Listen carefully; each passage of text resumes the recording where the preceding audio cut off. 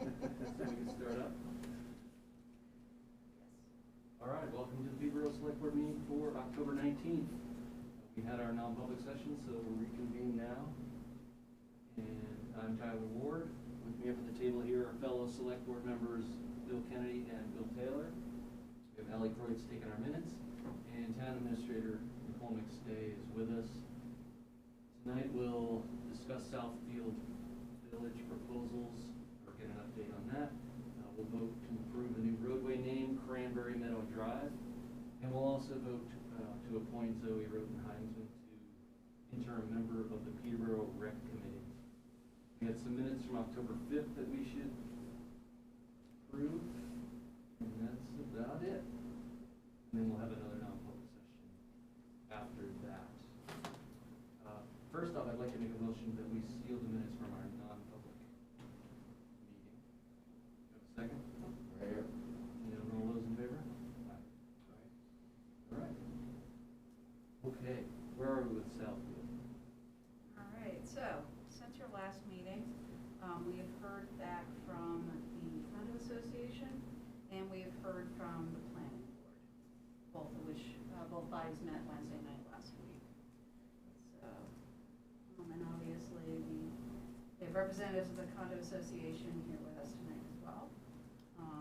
This is the email that I got back from Lisa, just essentially saying that they, their preference is for Mr. Matheson's bid. They have a few questions that came out of that, which you can see here.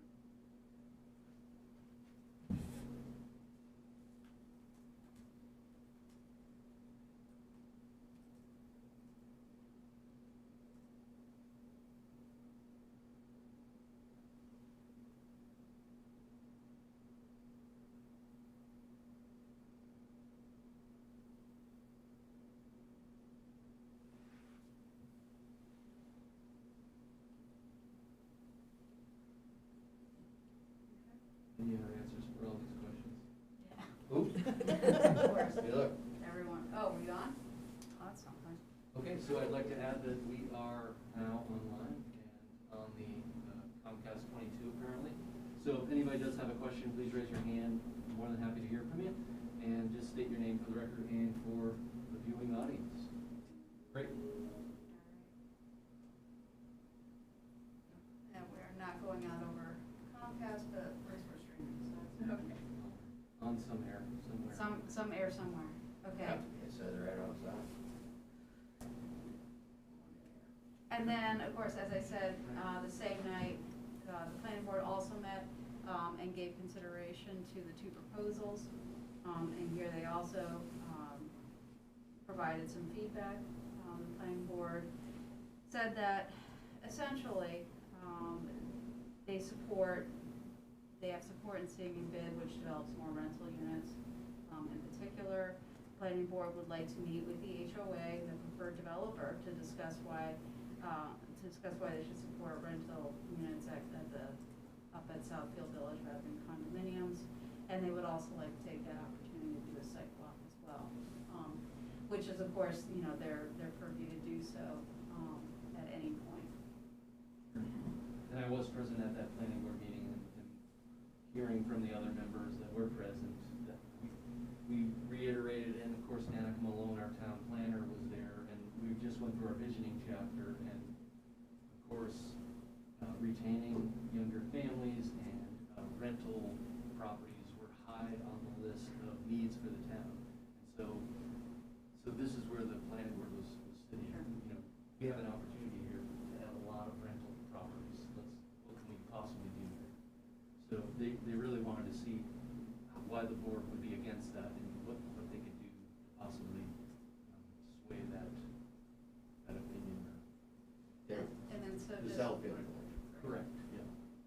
And so just to summarize, what's before the select board tonight, the select board owns the development rights on up to 60 units at the Southfield Village, in the Southfield Village condominium property.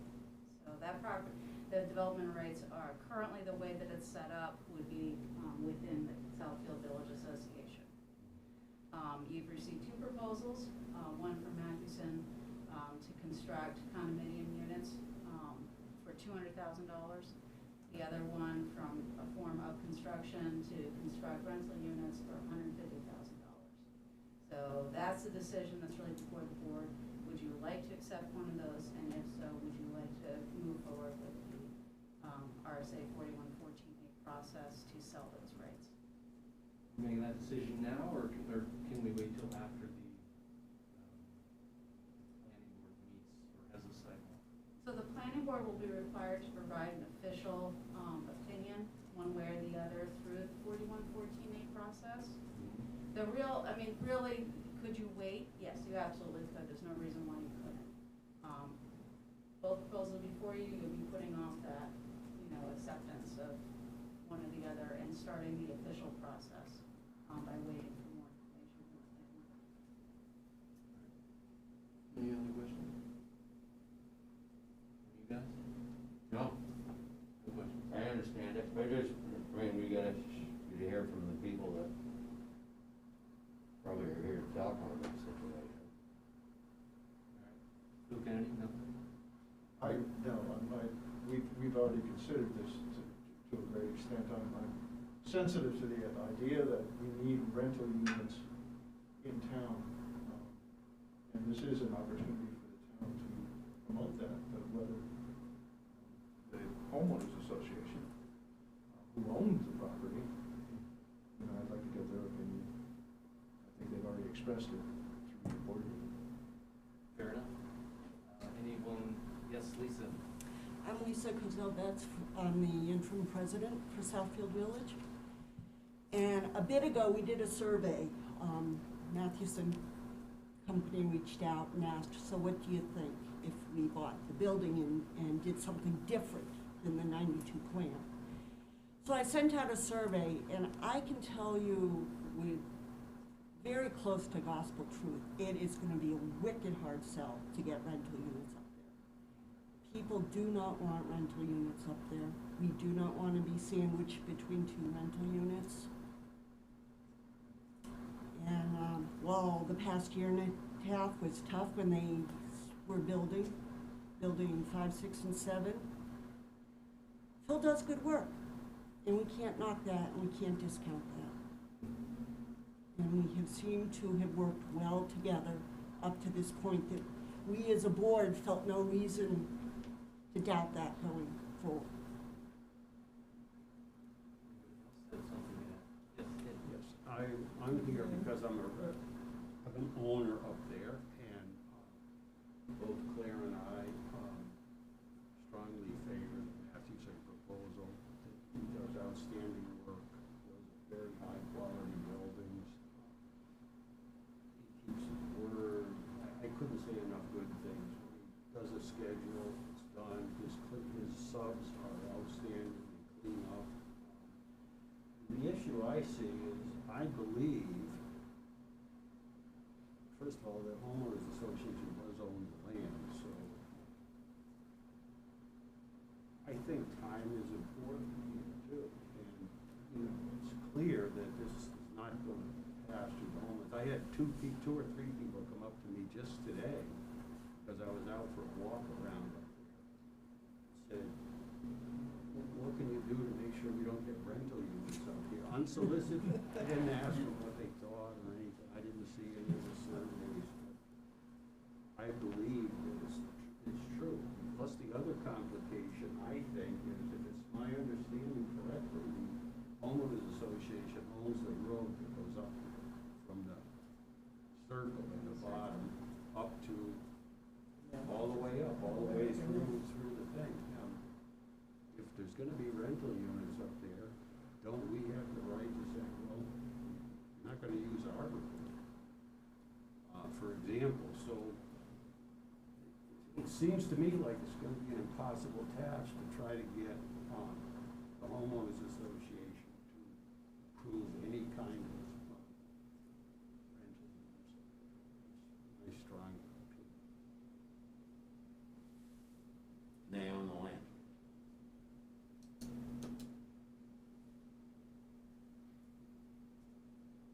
Anybody? Yes, sir.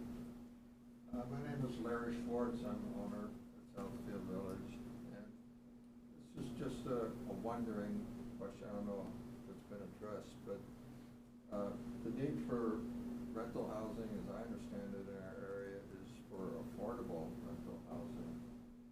And from what I've heard so far, it doesn't sound like what's being proposed by this other organization would produce affordable housing. Does anybody know or have any numbers on that? It was in the proposal. And typically what happens is when rental units come on the market, people upgrade to that next level, and then other people move into the lower priced rentals. So this is what is being touted at planning board and with recent studies and the trend. So That's true. I do have to say, we tout ourselves as a community. We work on our vision. We work on trying to be one and trying to work together. And when there's such a great need for rentals, and then to hear some of the comments like, "Oh God, you can't have rentals in there," like people that rent are a lower class of life. I have to say, I got a sick feeling in my stomach when you said that, and I have to be honest about that. It's unfortunate that people look down on people that rent in a way that they would try and block them from moving into a neighborhood. I understand the logistics of them owning the land, but when we're talking about a whole community working together and maybe bending a little or collaborating or just it seems like another case. I've been on planning board for several years now, and whenever there's a project, everybody comes in to stop it in their neighborhood.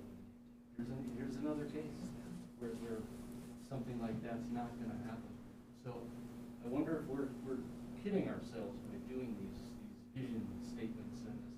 We'd love to have this kind of missions in the town that no one does anything about. Okay. Yes. Colin Meadow. I'd just like to kind of comment on your latest comments in defense of this condo board. What happens with rentals, I don't think anybody is opposed to people who rent. There is an opposition and a pride of ownership to owning a property. This association has worked very hard to establish a very inviting and welcoming community up there, and I think they want that trend to continue. I think that's more the focus than anti-rental and renters. Okay. That didn't sway me. Yes. I'm not asking to sway you, but that's it. And I also want to add that of the 4 units that have been sold in Building 6, we have met two of the unit owners, and they're young. And I heard a third one's young. So it's not excluding young folks. There was a suggestion made that it would be a mixed use, a mixed condominium and mixed rental. Does that float with any of you? I do know that the rental units were priced, I believe, in the one proposal at around $1,500. Did a little bit of research, and that's kind of in the mid-range. It's upper mid-range in terms of rental units in the area, in this town.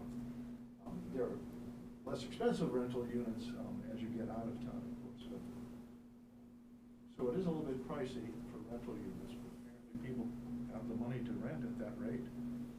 So, but even a mixed use is not something you want to consider. We have not addressed, we have not addressed that as a board. Out of curiosity, does your association allow owners to rent their units? Yes. I'd like to just add one, since it was, I'm the one who made the comment about people telling me about renters, and I'm saying I'm against that proposal also. I might add that personally, when I was a selectman between 15 and 17, I was asked to be a liaison to a group, Pelagia. There were several people involved that were trying to do affordable housing, so I certainly understand the need, and I was very supportive of that. And as a member of the planning board for those 3 years, I also was in favor of it. But every time we approved things that we thought would be more affordable, they ended up not being. Third Street. When that came before the planning board, they were talking in the mid-200s for those. Right. And that, I mean, I'm just being realistic. I know that we need housing. It's a national problem. I support it. I'm not against it. My family, when I was young, rented. They never owned the house, so I know what it's like. I mean, and I never felt discriminated against or anything like that either. And I'm not that way. And I don't think the people up there are. I don't think that's the issue. This is complicated. You know, it's, you know, the town owns the building rights for part of it. Condo association owns the property. Seems to me they can reject whatever they want. And the road, that's another issue. That road is owned by the current condo association. And I don't see rental units becoming part of a condo association. They're not going to be separate. And I don't know if their proposal calls for building a road up into here from somewhere, if that's even possible.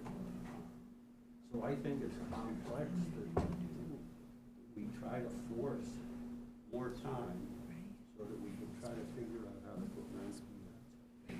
I don't think it's gonna happen. I understand the complexity of it, certainly. Everybody knows that we need more places to rent. But in this particular case, there's nothing we can do to force Southfield Village to accept rental housing. So, however we feel about what's going on here, they have the say. Unless we get to a point, and you know, if there are rentals built up there, he's saying, you know, he's shooting for 1,500. That doesn't mean they're not 2,000 when they get there. Still opens up more rentals, but the people that we need rentals for aren't served by that at all. I mean, it's next to impossible to find out where the window is unless there's like 2 or 3 people making $18 an hour that are gonna rent one place. Then they can probably afford 1,500. It's so majorly complex and beyond this one set of proposals. Just the fact remains we can't force anybody to do anything with their property. What I think that we need to do, and we should start thinking about and possibly even having meetings about, is setting up a way so that when new things are built, either on the town or state level, that we can actually regulate and hold people to sticking with an actual rent. And beyond that, moving so that we can turn bigger family houses that are in the downtown into a much easier process to turn into apartments. Because, you know, Granite Street was all single-family houses at one point. And now almost every single one on Granite Street is rental. So, it was possible in the 50s and 60s to convert those units. And even the barns that were attached to them into apartment units. I don't know why it's difficult now, specifically, other than the fact that people maybe just don't want to do it with their houses, or that it's not affordable. Like in the case of up at Tenny, Fritz and Combs, that is a perfect place to add a bunch of rentals in there, but the cost of doing it is above and beyond what you can actually expect to make any kind of return on. Another aspect to think about from the condo association's perspective is, I don't know that having apartments up there is going to negatively affect any property values, but if it's not a completely separate association, or if there is rentals, who's going to manage those? And so it would have to be a whole separate association, in which case this association would what? Have to sell that portion of the property? It gets so further complex that they don't have to, and is it even subdivided the way it's currently laid out? So what would the next step be? If they're not gonna allow it, they're not gonna allow it, there's nothing we can do about it. But moving forward, we have to figure out a way that we can build apartments somewhere, or convert houses a little bit better, but it's the same thing, he said, we have like these mission statements, and everybody's all for it, and then when it comes time to get to the ballot box, things change around. So, until we sell it better, it's not gonna happen. Could I just add one other thing? Who was first? Got my hand up for a while. Oh, okay. I have another curiosity question that has nothing to do with Southfield. What's going on with the big building on the corner of Elm and 101? It's been vacant forever. Could that be converted into apartments? Do you know Andy Peterson? No, not personally. He's got some good stories about that building, if you want to give him a call. Essentially, it's owned by a California fellow who owns building properties all around the country. The last I heard, he was not willing to go through the process of planning board approval for any use. He felt that, you know, either the buyer buys it or I'm not gonna deal with you, I don't wanna deal with that. And in fact, from Andy's perspective, there was an actual buyer who wanted that building. And the guy says, I didn't wanna go through the process. And that was the end of it. So, it's kind of a frivolous situation, but there's virtually nothing we as a town can do. I mean, there are laws in the books and you can pursue it, but we would be in litigation for years on end, and we've had enough of that for the time being, I think. But May I speak to that? Sure. So I actually had clients who were interested. I'm Sadie Halliday, I'm a realtor with Bean Group. I had clients who were interested in that building. They went through with a fine-tooth comb from top to bottom from a construction perspective, looking at making completely accessible units on the back where it's at the ground level, looking at adding space for another building. The location was great because it was walk to the grocery store, walk to the elementary school, walk to town. By the time you outfitted the building, you'd be at a certain number. When you added the tax rate for what the town would assess that building when it was done, you couldn't make the numbers work to have any type of affordable housing in that building based on what the taxes would be. So then it becomes, you know, if we as a community are committed to projects like that, do we look at tax breaks for people who are taking on projects like that? And there are opportunities available to that. Limited. But then what happens, right? So what happens then is that then it becomes sort of that a tax break for the rich because somebody has taken on that building to renovate it to make affordable housing.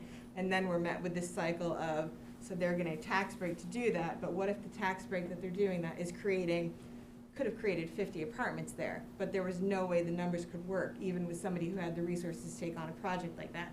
So I do think it speaks to a bigger issue of that building's prime for doing that, but there's a reason it doesn't work for people. There's a reason people don't take those things on, and we have to be real about that. The building is in horrendous shape. But it's doable from a location standpoint, but it literally, when they ran all the numbers, literally with a fine-tooth comb, and it was the taxes that made it not work. New Hampshire really doesn't have a whole lot of vehicles for offering tax breaks. No, and I had a long conversation with Ivy about it, and we talked about different ways it could have worked, but that, to me, that's what, so when I look at investors that look at projects like that, that becomes the catalyst for them saying, this just doesn't work, I can't make this work, because you wouldn't even have money to reinvest in the building for upgrades and maintenance and whatnot. So I think that requires some real soul searching if we're gonna make a commitment to that, to what that looks like. And I think, you know, the last time that there was any kind of large build-out of affordable housing in Peterborough was in the late 70s, early 80s, when there was large HUD grants available. Exactly. And, you know, unfortunately, it is gonna take a significant investment on the scale of a HUD type, you know, grant to allow, you know, the building of Rockbrook, Heatherbrook, and of course in the early 90s Prescott, you know, Pineview, Yeah. right alongside Southfield. Without those kinds of programs, it isn't affordable. It simply isn't, especially now with, you know, supply costs. I know that we've had a lot of discussions, Colin, about, you know, the building costs that Phil's had, you know, been dealing with up there. Everything's just skyrocketed. So even if an individual had the resources to do a project like that, it's still, you still can't make it work and not lose money on it every year, even if you're doing it the very best way possible. So many challenges. Right. Absolutely, there's certainly a lot of challenges to doing that construction, but, you know, everyone's got a point in this. And that is unfortunately why we are very much still stuck where we are. You know, it's very challenging, even when you have land that's available, and at some point, you know, we'll come back around to talking about that piece of land at the end of Evans Road that the town owns. The land's available, and even if the land is given away, the costs of building are such that it may still not be particularly affordable housing that gets built out there. And unless the federal government is there to regulate what the rents are, it doesn't make any difference anyways, because whoever owns it can charge whatever they want, whatever they tell us. But what if it was structured in such a way that the town regulated the rents and the town also gave a tax breaks on that? Like, right, is there a way to We keep don't have it? the power to do that. We don't Right. have the power to do it, that's the problem. We can't offer tax breaks if the state law doesn't allow us to offer. Right, okay. So it's very, very limited. I mean, in the case of the IDG building, they have to be within a district, I'm trying to remember exactly what the district's called, and the word's escaping me, but essentially there are districts that are set up by communities, the town has a couple of them, that allow for reinvestment. And just recently, state law was passed that allowed you to give a small amount of tax break to someone who comes in, invests, and builds affordable housing within one of those districts. But it's brand new, it's very limited, it has to be within the existing district, the district has to be approved by the state, it has to meet certain regulations. We had one which facilitated the Brookstone rehabilitation, for instance. It's an economic recovery revitalization district. There isn't one currently there that would support that. So, you know, unfortunately, it would still be a challenge. It would definitely still be a challenge. And there's a limit on how long those tax breaks can be on the books. They're not unlimited. So eventually, the rents do go up to reflect what's being collected in taxes. There's another aspect that isn't helpful to the rental part, but should be said from a real estate perspective. If Southfield Village were to add 20 units owned by one owner, that very much changes the financing landscape for all the rest of them. And then you have way less people that are, you know, capable of getting a mortgage because they want a real good mix of owner-occupied versus units that are rented. And I think Southfield, I mean, I don't know where you're at right now, but if there's too many units or rentals, then you just can't get financing, or at least not good terms, or at least definitely not government-backed financing. There's over at Crotchet Mountain on the mountain side of it, the ski area side of it, there's tons and tons of condos up there that a lot of people that are lower income brackets would be able to afford with government-backed financing, but too many of them are rented. So those programs aren't even available. Wait, so I'm sorry, they can't get a government-backed mortgage because too many of the units in the association are being rented out? Yep.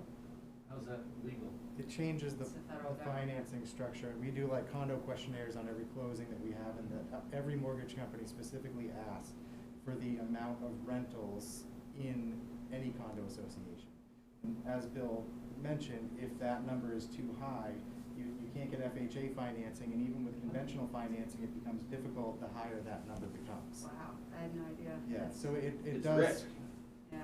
I mean, it's actually, with it, in the FHA, VA, all the government-backed programs that are supposed to be helping the lower income people or the people that need a hand, they're the ones that are requiring that more people own these units, which is completely counterproductive to what their whole mission is. But it's because it's too risky if there's too many of them are rented.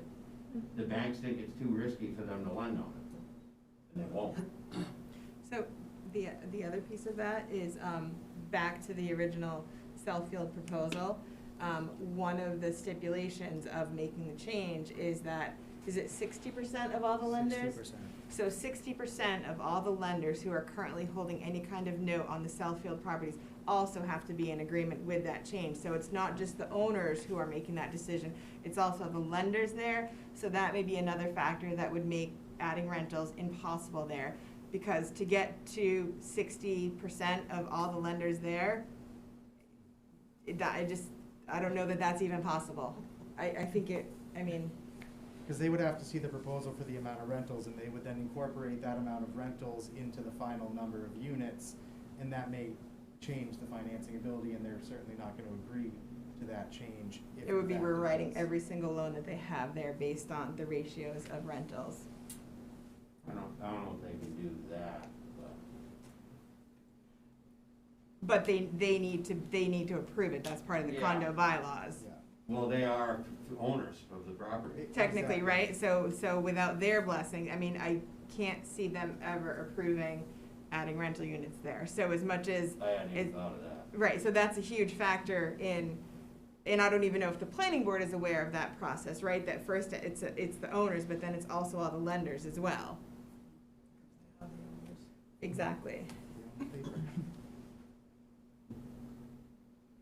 So with a fair amount of new information, did you wanna I think carry? Ed had something else. Yeah, well, Nicole brought up some of the things I was gonna say, but it seems to me, like, when I was on that committee I mentioned, we had a guy from Concord who was affiliated with a place in Jaffrey where they have really affordable apartments, like $600 a month type of things. And he explained to us why it was gonna be difficult in Peterborough, because he drove around Peterborough.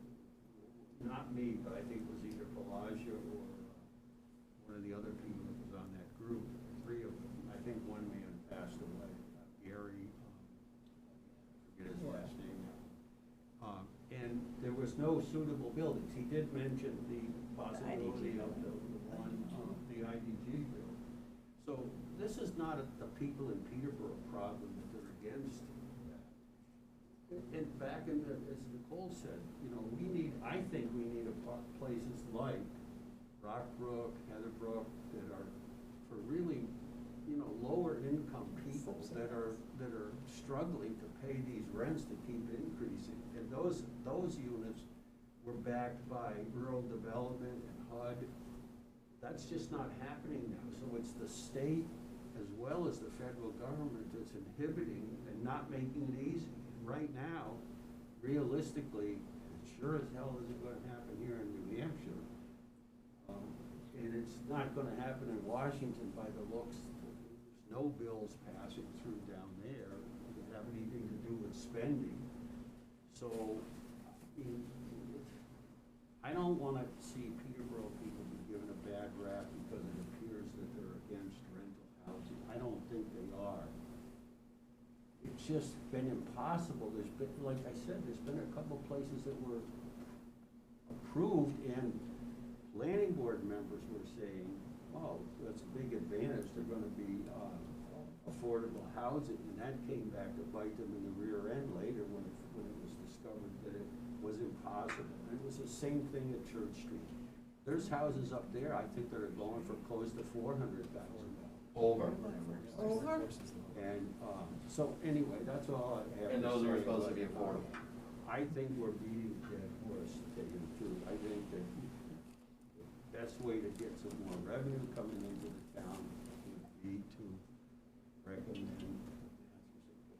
Well, another thing that would be nice is to see one of the, you know, the larger employers, like the hospital. I know they're in a little bit of financial trouble on it, but the hospital, ball bearing, certainly Millipore, Teleflex, that are looking to hire hundreds of employees and there's no place for them to live. I don't understand why they're not, you know. We approached some of those when I was on, there was a group that approached, Yeah, I and they know. had meetings, and there was even some talk that, New Hampshire ball bearing might be interested in doing it, but then that, I don't know what happened to that one, but that fell apart too, probably because of some regulatory or environmental thing or something. So, the deck is stacked against They don't know the this nature of their particular business either. town. If we had a building like they have in Jaffrey, an old, big old mill building, that's what that must have been down there along the river. And he told us about other places in Portsmouth and other places where they've done this. And, you know, that stuff isn't available. I mean, per capita, I know that we have these numbers somewhere, I don't know, but we have like more rentals in Peterborough than any other town around here. I still can't figure out why there isn't or not. The ratio is the I mean, ratio. they're building houses, To renters. condos, and there's plenty of people for them, but People don't, maybe not everybody wants to buy houses. No. They wanna rent. Well, I don't blame them. You- I don't. Okay, anything else to add to this? I wanted to add that, that committee that you served on, and, is now, or is going to be a official subcommittee of the EDA. So there's a little bit of that going on, so there's gonna be a little bit more synergy with the town, as they hadn't been in the past. I'm not sure the nature of their work at this point. I do know that they focused primarily on rental properties and haven't had any really good suggestions, so. I know they don't stop working on it, Yeah, no. that's for sure. Someone wanna make a motion as to which of these proposals the board should select? Yeah, I'll make a motion that we accept the one that we know can get done, and that'd be the Matthewson proposal. I'll second it. Any further discussion? And all those in favor? Aye. And no opposed, okay. Fair enough. So we'll start the process. We'll get, it probably won't be able to hold the first public hearing on this until mid-November, because I'll try to get the posting, the first posting, and so we can do the first one, with any kind of luck, the first meeting. Let's make it clear at these meetings, public hearings, the constraints were. And I think it would probably be helpful, you know, if there could be just a memo that summarizes the constraints, you know, from the condominium association, whatever's laid out in the condo docs. I know you represent Mr. Matthewson, so that may be helpful. Thank you very much for Right. coming. You've Yeah, been thank very you all. informative. There's a lot of stuff here that I had no idea. Yeah, another meeting where we learn about millions of roadblocks to affordable housing. Yeah, exactly. Look at you. It's really too bad that that's Well, not. again, we have to couldn't come up with determine it. the difference between There's a lot of affordable housing layers. and rentals. And Yeah, our right. hands are tied. We can't do anything No, with right. tax Exactly. rates. The intention's there, right? The intention's there. But Yes. A lot of this information, you guys, if you would go to a planning board meeting and let them know some of these constraints, it might be a good idea, because I think they're operating. We're gonna have to go to planning board meeting now, aren't we? Yes. Just one other possible deterrent to having affordable renting spaces available, I think, is the resurgence of the growth of Airbnb, and people have something they can rent out permanently to someone, but they can make a lot more money doing Airbnb. There's another deterrent or obstacle to having the kind of rental housing we like to have.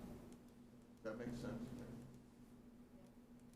Well, it's kind of interesting, because what you saw happen on Granite Street, where it's all rental units now, the opposite occurred on Pine Street. We used to have, I think we counted them up, there were 10 to 15 units, you know, units within houses that have been converted into single family. So I think there's only 1 or 2 units on the street anymore that rent. All right, naughty problem. Well, if you want to stick around, there's property opening up on Cranberry Meadow Drive. Where is that? Those are looking affordable. Thank you. It's just off of Vancouver. Where is Cranberry Meadow Drive? it's off of Carly Road. Yeah, off of Old Street Road. Yeah, off of Carly. It's on Carly? Old Yeah, Street so from you the- take, you go down Carly Road and you take a right. Cranberry Meadow Drive is there. Yep. It's adjacent to Cranberry Meadow. Thanks, Ed.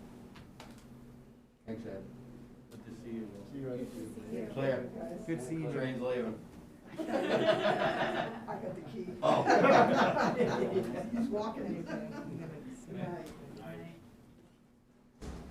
All right, so we, what was that drive named prior to, I forget what it said on the. Oh, I didn't. Cranberry Meadow Way, that That's what it was? the one previous owner just had a sign made and put it up there. Yeah, I don't think there was actually an official name to the No, driveway. there wasn't. Yeah, this is the first time. And is there, and I realize the fire department has approved this, they checked it with the state, it's all good. Will there be any confusion with the inn that's on the corner, the Cranberry Meadow Farms Inn? I hope not. No. That's not, I mean, that is on Old Street Road, so that shouldn't be an Right. issue. The issue with Cranberry Meadow Inn, you mean? Right, having the same name. Have that drive, it's a Have very the long drive drive. be off, back behind, but not related anywhere near. Clearly, Chief Walker didn't seem to think it was an issue. I can speak to that too. So I represent Paul Roach, who's the developer there, and he had a lot of conversations with the fire chief, and the original name was gonna be Cranberry Hill, and the fire chief's feedback was there were already too many names in town that had Hill in them. So he suggested that. So that was a direct suggestion from the fire chief. Hmm. Just takes a motion from the board. Didn't at one point, the Heritage Commission was involved with naming streets? Well, I make a motion that we accept Cranberry Meadow Drive as a new road. I'll second it. All right, all those in favor? Aye. So let it be written, so let it be done. Thanks, Chief, for the work on that. Is that paved? Is it paved road? No. It's not paved I didn't currently. think That's And a private road? Private road. Private yes. road. Still a private road, Great. so town has not been asked to accept it. Excellent. We will not accept it. Sorry, no more roads to maintain. We're out. We're already crippled with maintaining roads. Okay, I'll make a motion that we appoint Zoe Wroten-Heinzmann to the interim member of the Peterborough Rec Committee. I'll second that one. Well, met her, right, she ran Yeah. last time, had a good She, campaign. Great. She ran a great campaign. I met her. She's young. She's, energetic. I think she's a great addition to it. Yeah. Is that your way of seconding my motion? Did I? I did Oh, already. you did? Oh, Yeah. excellent. We can second. I don't know, third, all in favor? All right, great, welcome Zoe. Nice. And then finally, minutes from October 5th. I heard those, I'll make a motion to approve them. I'll second. And we'll all second it, and then all in favor? Aye. Thanks, Ally. Now, there was one item in that agenda that I had mentioned, the fact that Kimberly Saunders is available. Have we had any contact with her yet? Or? I did speak with her. She said that she will be very happy to meet with the select board after November. She's in the middle of working on her budget, so she'd really like to be able to focus on that, but would be more than happy to come in and discuss vouchers, whatever you might be interested in discussing at that time. Do we want her to stay focused on that? Yeah, well, that's true. Very true. Right. Well, it's almost November anyways. Well, Just we're a month heading- ago was the We're 4th of heading into July. budget season ourselves. So. Yes, we are. Yeah. All right. Motion to adjourn? Motion to go into non-public? Oh, we're doing that again? Yep. Yeah. Then I'll make a motion to go into non-public. Pursuant to 91-A:3. Show's over. Does that mean we gotta leave? Thank you all for your time this evening. Yeah, thank you for the Thanks for information. coming. Appreciate Thank you. it. You need to And come I'll more second often that. and educate us. Be seeing you soon. Okay. Thank you all. And I'll second that motion, so all those in favor? Aye. All right. Do we reconvene in your? We can